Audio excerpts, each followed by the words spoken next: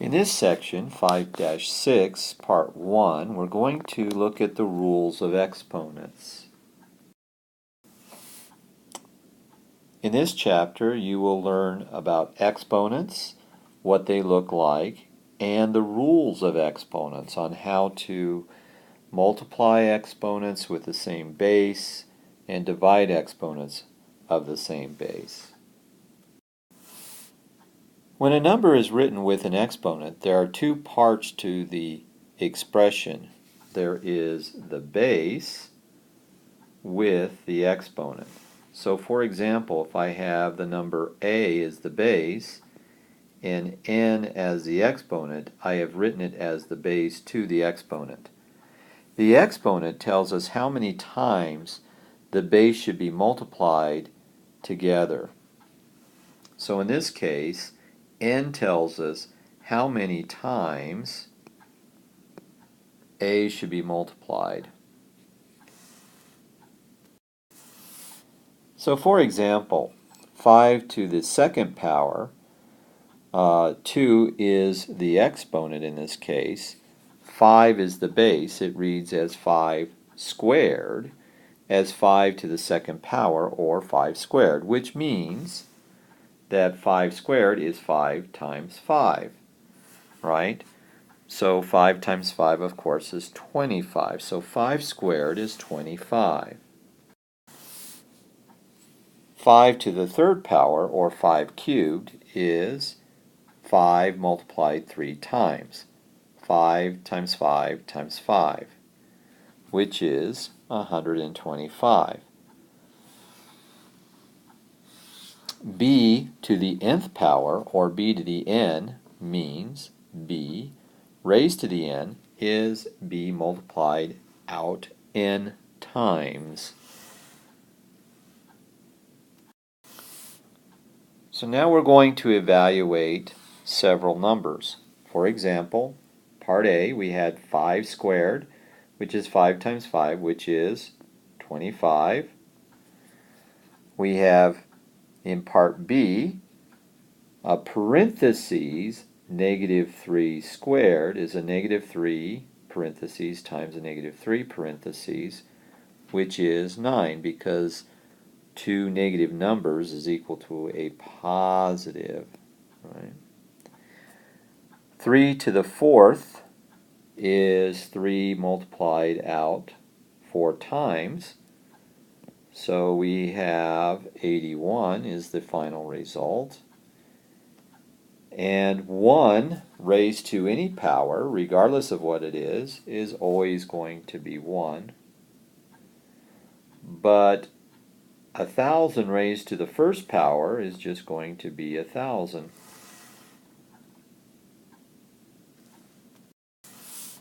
So now we're going to look at the importance of parentheses. For example, in part A, we have parentheses negative 2 raised to the fourth power. So we multiply a negative 2 out 4 times. When we do that, we get the first 2 is 4 times a negative 2 times a negative 2, which is also 4. So it would be 2 positive 4 times 4, which is equal to 16. Notice that a negative 2 raised to the fourth power in parentheses is going to be a negative or a positive 16.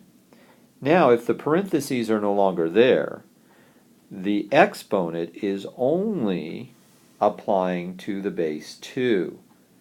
The negative is outside of the 2.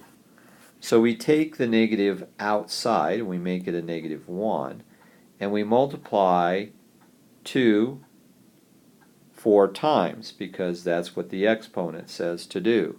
So we have a negative 1 times 2 times 2 times 2 times 2, which is a negative 1 times 16, which in this case is a negative 16.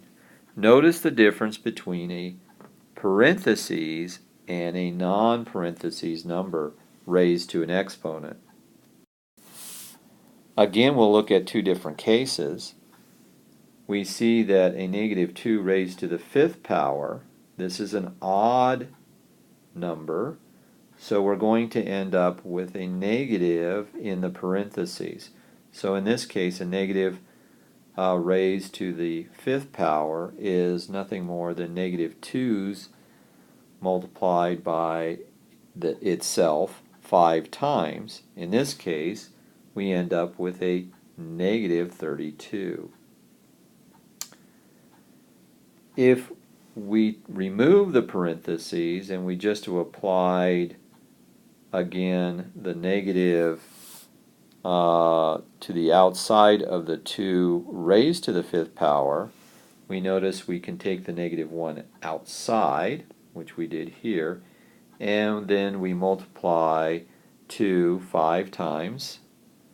5 different times it's multiplied to itself, and we get 32. So a negative 1 times 32 is a negative 32. In this case, we get the same number, a negative 32 when it's raised to the 5th power, and a negative 32 when the negative is outside the 2.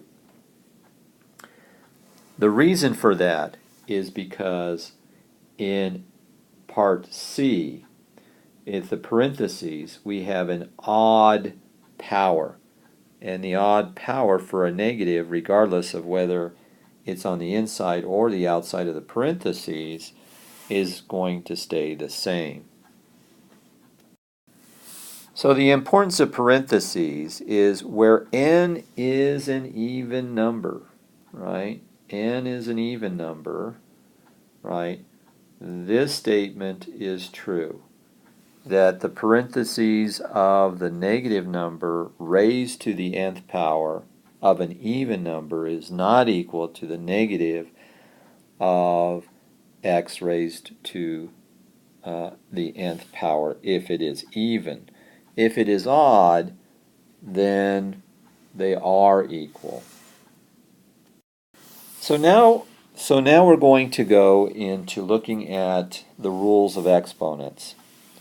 So if I have two base numbers, a here, and they're raised to two different powers, m and n, if I multiply the two numbers together, I can get the same base number and just add the exponents. This is called the product rule. So if I have 2 to the 3rd times 2 to the 2nd power, I just have 2 to the 5th power, which is equal to 2 times 2 times 2 times 2 times 2, and in this case it's 32. So here are some additional examples. We have 3 to the 3rd power times 3 to the 2nd power, which is just 3 to the 2 plus 3 power, which is 3 to the 5th, which is 243.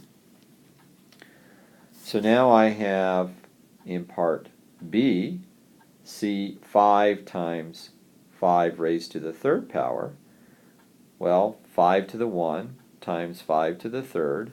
This is 5 to the 1 plus 3, which is 5 to the 4th, which is 625. On your calculator, you can do all these on the calculator by putting the number in and then hitting the caret symbol on your calculator and then the exponent n. So it would be a, the number, the caret symbol on your calculator, then n, and then hit the equal symbol. So here's the quotient rule. So if I have the same base number, a on the bottom as I do on the top, if I'm dividing the two numbers and they have two different powers, m and n, I can subtract the top exponent from the bottom exponent, a to the m minus n, where a cannot equal 0 for obvious reasons. So for example, if I have 2 to the 5th power divided by 2 to the 6th power, I have 2 to the 5 minus 6, which is equal to 2 to the minus 1. We haven't talked about what to do with a negative exponent, but we will show you that it ends up being in the denominator, so it ends up being 1/2. This makes sense because if you multiply 2 out 5 times, 2 times 2 times 2 times 2 times 2 on the top, and then it's 6 times, 2 times 2 times 2 times 2 times 2 times 2, all these 2's cancel, and I'm just left with 1 on the top because these all cancel to 1, and I'm left with a 2. So that's how this works. So here are some examples. In part A, we have 3 to the 7th divided by 3 to the 5th. This is equal to 3 to the 7 minus 5, which is 3 to the 2nd power, which is 9. In part B, we have the 5 raised to the 9th power divided by 5 to the 5th power, which is 5 to the 9 minus 5, which is 5 to the 4th, which is equal to 625. So the zero exponent rule says that any base number raised to the 0 power is just equal to 1. And this, of course, makes sense in the following fashion. Suppose I have a to the n over a to the n. Well, these are the same numbers. That's equal to 1. But using the quotient rule, we have a to the n minus n, which is equal to a to the 0. So therefore, we see that 1 is equal to a to the 0. A cannot equal 0 in this particular case either. So now we'll see some examples. We'll use the zero exponent rule to simplify. Assume x does not equal 0. So here we have a 2 to the 0 power is equal to 1. B, a negative 2 in parentheses raised to the 0 is 1. A negative outside the 2 raised to the 0 power is a negative 1 times 2 raised to the 0 power, which is a negative 1 times 1, which is a negative 1.